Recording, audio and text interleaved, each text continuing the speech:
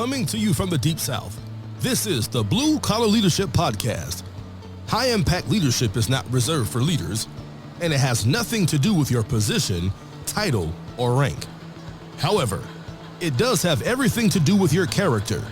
It's time to climb to the next level and beyond, personally and professionally.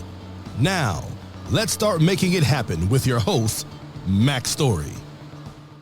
Hello, and thanks for listening to the Blue Collar Leadership Podcast today. So as I record this, Rhea and I are preparing to head up to Evansville, Indiana pretty soon, and we're going to be the keynote speakers for the Tri-State Manufacturers Alliance. And we're excited to go up and speak to that group. That's a new group for us. But if you're a friend of mine and you've been listening for a while, you know my background's manufacturing. So very excited to go up and speak to 300 plus people from the manufacturing industry around Illinois, Kentucky, and Indiana. So we've never been to Evansville, Indiana, so looking forward to that. And then as soon as we finish up from there, we got to drive over to make about a 3-hour drive east to Lexington, Kentucky, and we'll be speaking with the A-Vision team up there. They do glass installation. We've spoken for them about a month ago, and we're heading back for round 2 and talking about culture. Or actually, this time we're talking about blue-collar leadership, leading from the front line. So really, that content is focused on how to lead yourself well, how to become a high-impact employee, team member. So if you haven't heard the podcast series on that, you can go back and actually listen to a podcast series, 30-part series. It starts at episode 65. But today we're going to talk about trust. I'm going to dive back into some of my defining influence content. I hope you enjoyed the interviews with Greg and Mike. Those two guys, great. And I appreciated sharing my platform with them so all of you could get to know them a little bit. And my long form interviews, obviously they're longer than 30 minutes. Most of them are an hour, a little over an hour. But let the guys or gals dive in deep, share what they want to share, because the people who are getting value from them, they don't mind listening. Other folks, they may skip ahead or they may move on. That's okay too. But we want to make sure that we give plenty of information and plenty of time for those folks who are kind enough to invest their time sharing who they are and what they're about with all of you. So I hope you enjoyed those episodes, and I'll be mixing some more of those interviews in as the weeks and months pass by. So today, we're going to talk about how do we influence. The last several episodes where I shared some of the content from defining influence, I was really focused on why do we influence. And I'm moving into a section now from this book that's talking about how do we influence.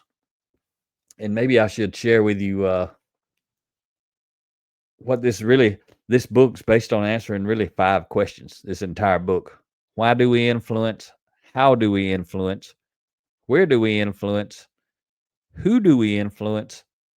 And when do we influence?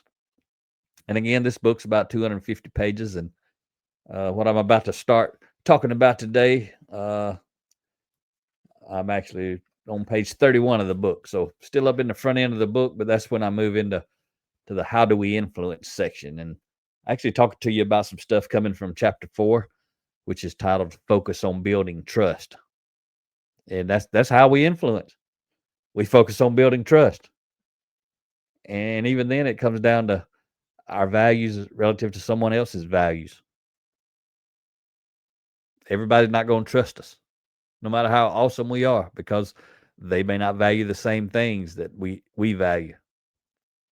So when we're building trust with someone, we're building distrust with someone else. But trust is the foundation of influence. And so if you've been following me a while, you know when I'm talking about influence, I'm talking about authentic influence. Unless I tell you I'm talking about artificial influence, which is the kind of influence that comes with your position, your title, your rank, that sort of stuff. Unless I tell you I'm talking about artificial influence, I'm always talking about authentic influence. But a lot of times I just say influence. But that's what I'm talking about. The kind you have to earn, not the kind you're given. So I open up I opened up this chapter in the book and I talk about a quote from Stephen M.R. Covey. Stephen R. Covey is his father, and he's the author of the 7 Habits of Highly Effective People, the 8th Habit, and a lot of other books. But this is his son, the guy who wrote the 7 Habits.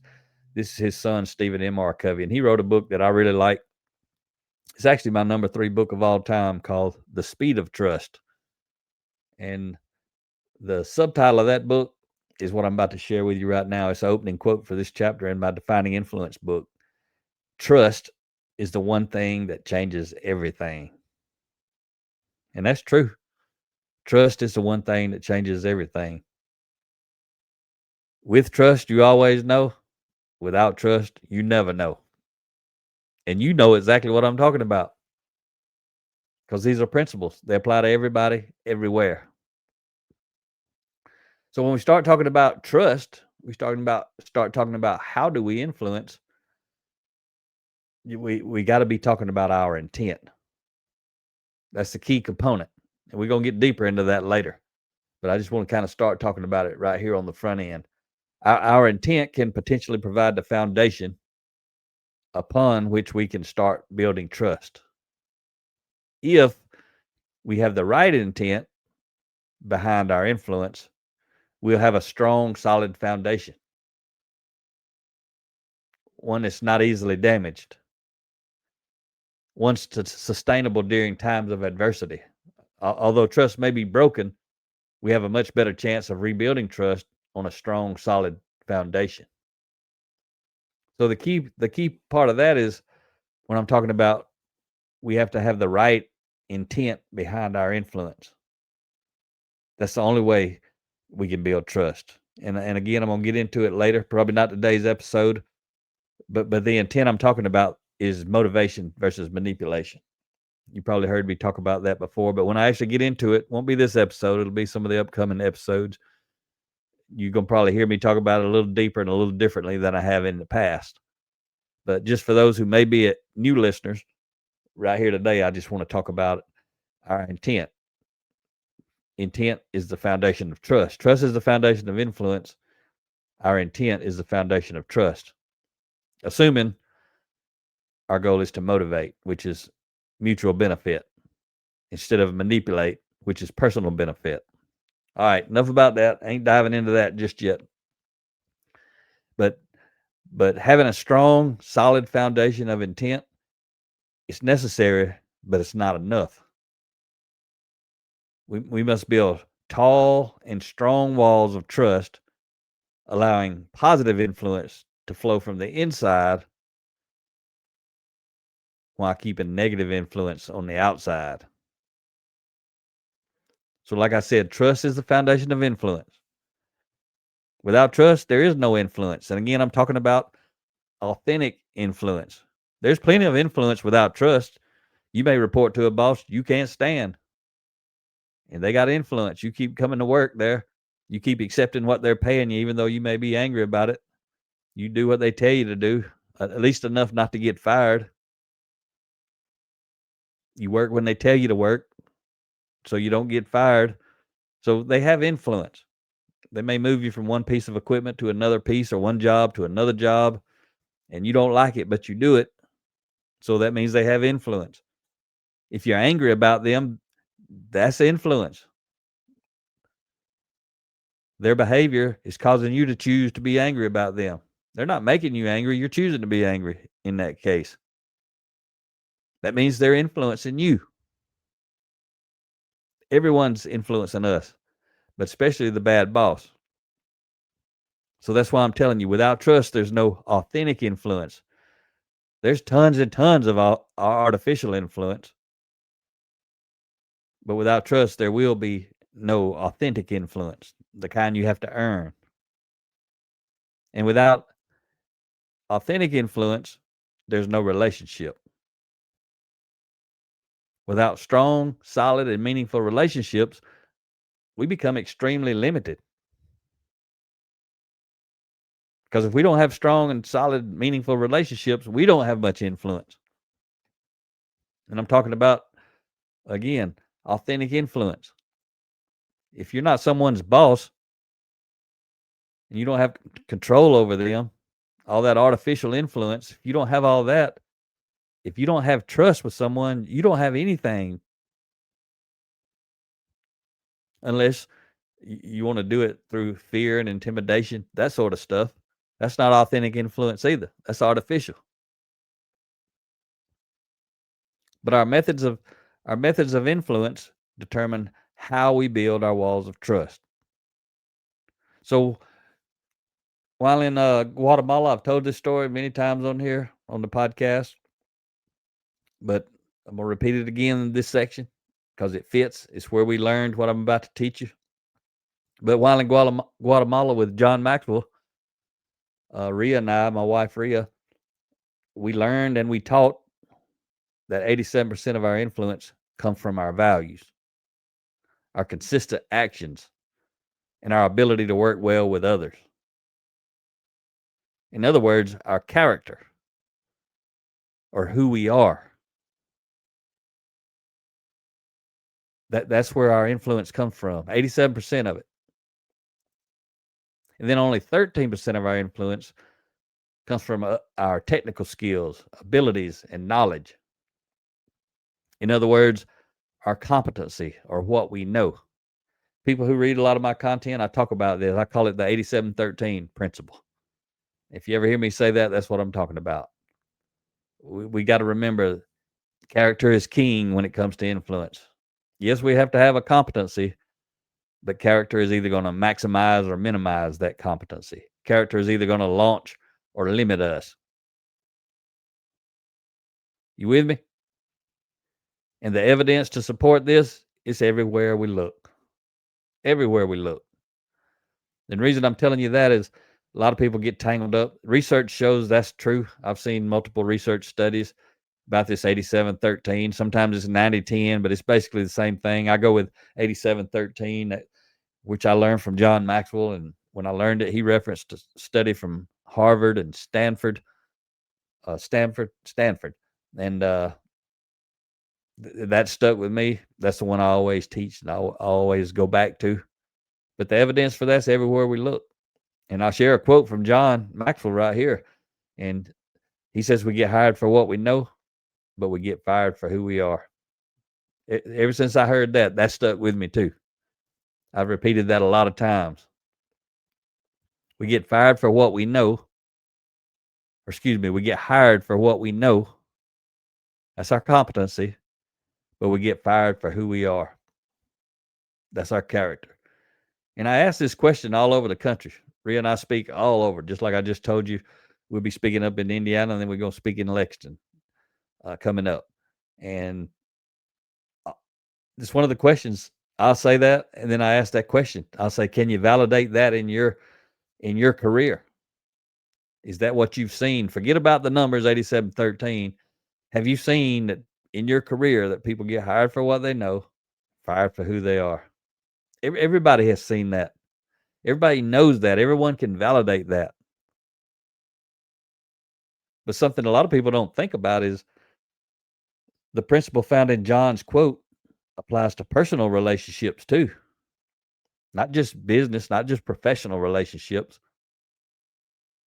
So think about his quote again. We get hired for what we know, but we get fired for who we are. The words would be slightly different though when you apply what's in that quote, the principle, to your personal relationships. The words would be slightly different. It'd be more like we get accepted for who others think we are, but we get rejected for who we really are. How many times can you validate that in your life? Just you personally. How many times have you met someone and you accepted them as a friend because who you thought they were, and then the next hour or the next day or the next week or the next month, the next year, some point in time after that, you find out who they really are and you decide, hey, I don't want to be friends with you. Or maybe it was a deeper relationship. Maybe it's a boyfriend or a girlfriend. Maybe it's a spouse, a husband or a wife. We get accepted for who others think we are, but we get rejected for who we really are. Sometimes. Depends on our character relative to their character. But how many times have you met someone in your personal life or witnessed someone come into an organization and think, man, they're great? You just think how great this person is when you meet them, no matter where you meet them. Only then to get to know them over the next couple of weeks or months and find yourself thinking, they really ain't so great. They're not near as great as I thought they were when I first met them. The reason that is who we are matters. Who we are on the inside determines where we go on the outside. Still talking about that importance of character, the 87%.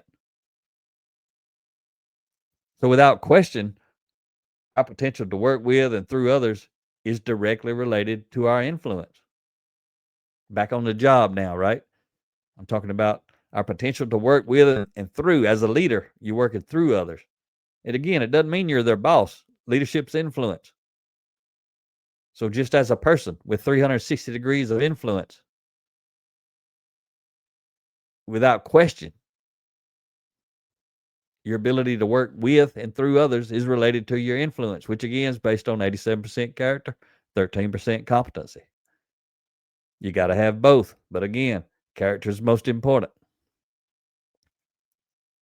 So therefore, the majority of our influence comes from our character, who we are, that 87%, while only a small amount of our influence comes from our competency, what we know, our talents, our abilities, our skills, our knowledge, that 13% of the equation.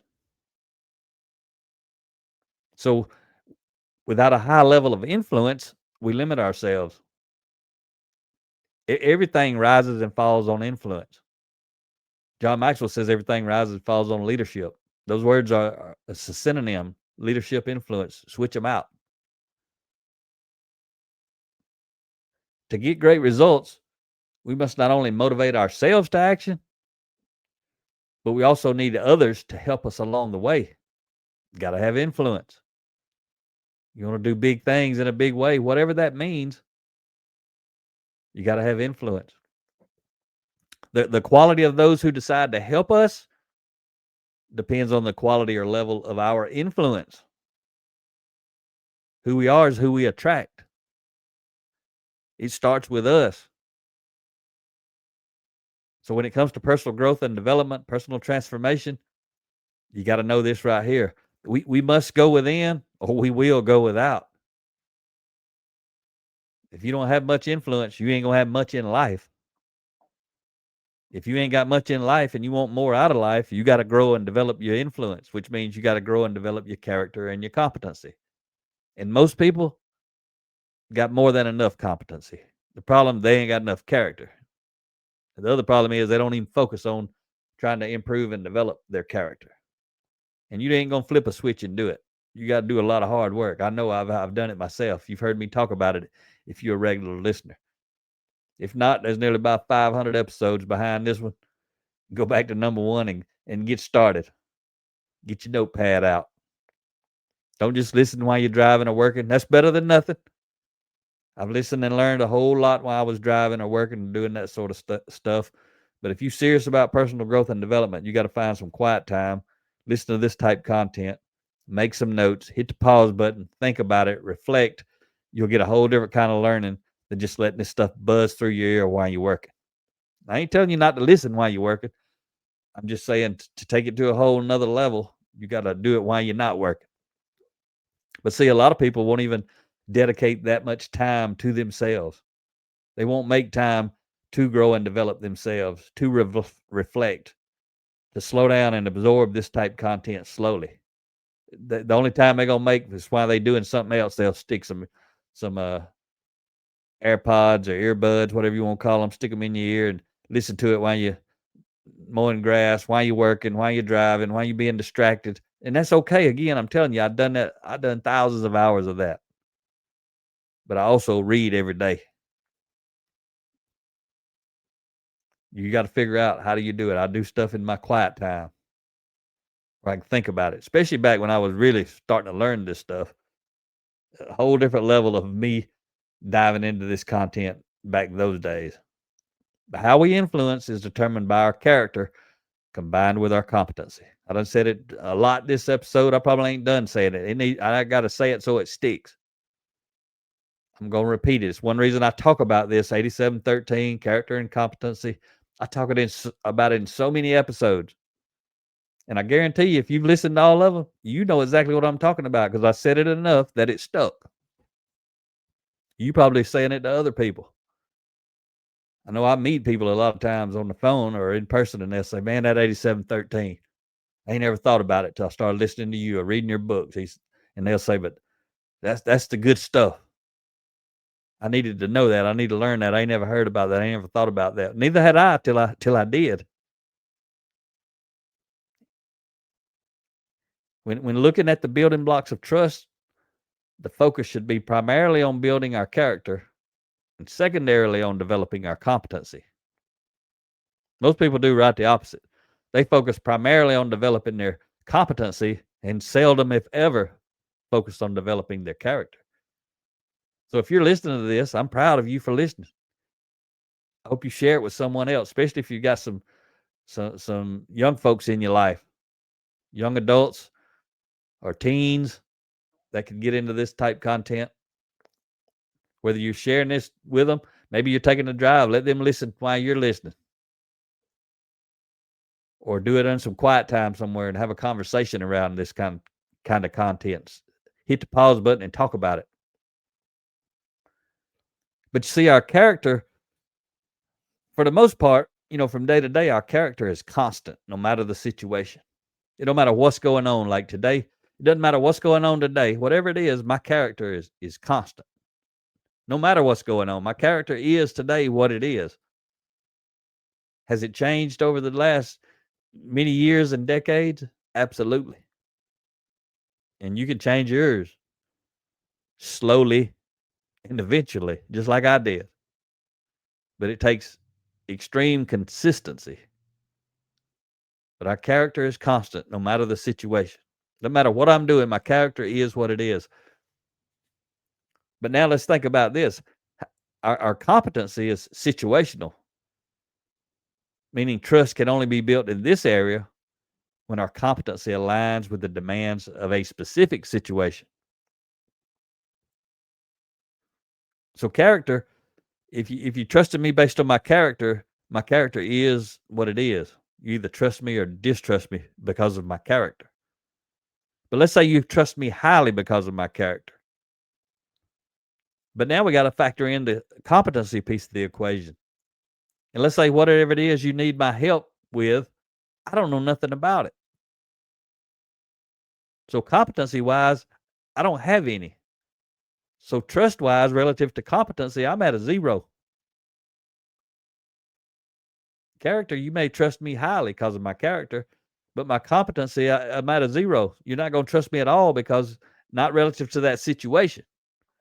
You may still trust me highly in general, but relative to the situation, I've got 0 competency relative to what you need me to know. You ain't going to trust me at all in the situation. So hopefully that's making sense, because as things happen throughout the day, that's why leadership's dynamic. It depends who's involved in the situation. What's their character? What's their competency relative to the mission, relative to the moment, relative to the situation? And you've probably heard me use this example before. You want me to talk and speak about leadership development, personal growth, leading change, lean manufacturing, all that stuff that I'm highly competent about?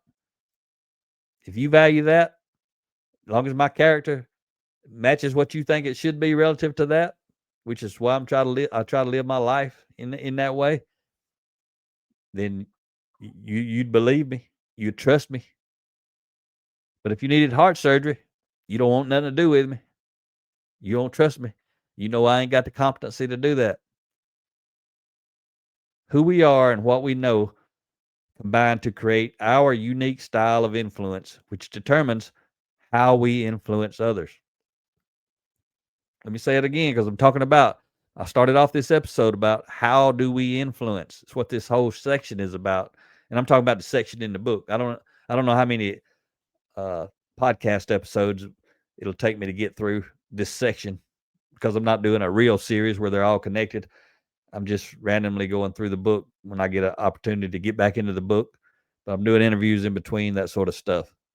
But let me get back to that. Who we are and what we know combine to create our unique style of influence. And that style of influence determines how we influence others. We determine our style by how we develop our character and how we develop our competency. And then how those two merge together to form our unique style of influence. We can always improve our style, and we can always change our style. Every time we interact with someone, we're either building trust or creating distrust. Every time. That's why trust is so important. And not only with the people we're interacting with, but also with everyone watching or listening. And sometimes it's people beyond that, people who hear about what we did with someone. We may have done something yesterday, somebody tomorrow hears about it, and that either builds trust or creates distrust. When you're talking about growing, that's why I hope you'll dive into the book. Order this book, Defining Influence. Subtitle, Increasing Your Influence, increases your options. Read it slowly. It doesn't matter if you read a page a day and it takes you forever. It doesn't make any difference. Read it, highlight it, think about it, process it, reflect on it. This book takes you deep into the fundamentals of growing and developing influence. Your influence. Peter Drucker had this to say. He said, the most important thing in communication is to hear what isn't being said, to hear what's not being said. In other words, reading between the lines, body language, tone, all that sort of stuff. All that sort of stuff builds trust, creates distrust. Peter was talking about communication, so the reason we communicate is to influence. He's saying the most important thing in communication is to hear what is not being said. So what we see and feel builds trust or creates distrust when we're talking about interacting with other people. As time passes, people will either trust us more or trust us less based on all of our interactions with those people. And again, it's all relative to our values relative to their values. How many values do we share? The more values we share, the more likely we are to build trust with each other. The less values we share, the more likely we are to create distrust with each other. Trust does not just happen. It may seem like it just happens, but it does not just happen. There's a lot going on when trust is built. We must be intentional if we are to be successful at building high trust relationships. I hope you enjoyed today's episode. The next episode I'm going to talk to you about, I'm going to talk to you about rapport. R-A-P-P-O-R-T, pronounced rapport. If you're not familiar with that word, I don't use it a lot, but I use it when I'm talking about communication, interacting, building your influence, that sort of stuff. I'll tell you in simple terms, when you're trying to build rapport with someone, you're just simply trying to say, I'm like you, so it's okay for you to like me. That's what you're really trying to do when you build rapport. You're trying to connect with people, in other words. So the next episode that I kick off based on this book, that's where we'll pick back up and we'll talk about building rapport. So I hope you enjoyed today's episode. Talk to you next time. Make it happen or someone else will. It might as well be you. Are you serious about taking your career and your life to the next level and beyond? Check out Mack Story's Blue Collar Leadership series books and others, now available on audio, along with paperback and ebooks at Amazon and Audible. Please visit bluecollarleadership.com to learn about Mack's books, programs, special offers, and more. Thank you for listening to the Blue Collar Leadership Podcast.